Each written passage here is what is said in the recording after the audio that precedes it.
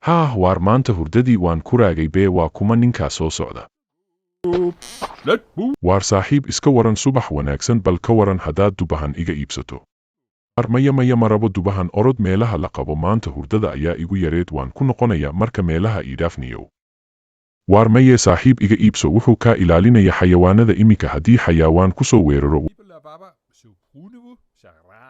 waad iska celin kartaa haddaad dubaha haysatid hoo saaxiib iga qaado waa hal eber dollar oo keliya waar nin yahow mid ma kuu sheegaa iga kortag hadduu alleha alle yahay haddii kale walaahi inaad isku xaari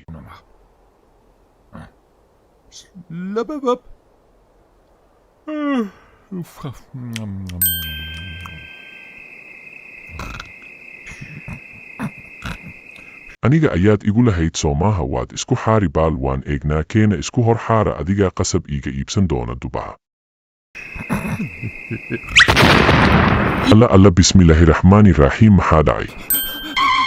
war saaxiib aniga markii hore ayaan kuu sheegayay dubahan waa uu ku caawinaya markaa dan buu ku yahay maad iska iibsatid war mar dambe haddaad igu soo noqotid caadi ayaan feedh kuula dhacaya doqon yahow iga tag mar dambe haygu soo noqonin 2000 years later.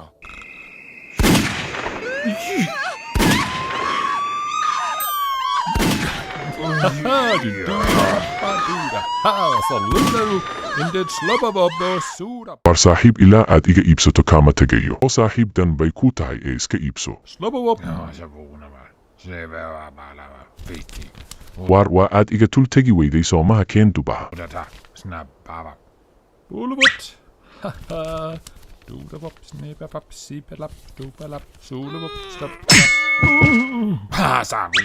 waxaas oo miidhan ayaa kugu dul wareegaya maantoo dhabma waxa aan kaa baryayay iska kaydaa ka xaaxaabi haddaba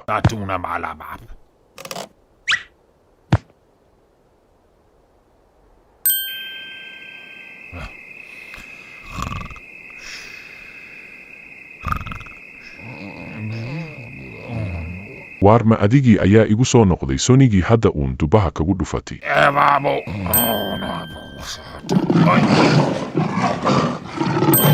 alla walahi waa wixii uu ninkii iga digayay balmaan markii taladiisa iska qaato iminka halis ayaan ku jira ilaahayow iga soo furo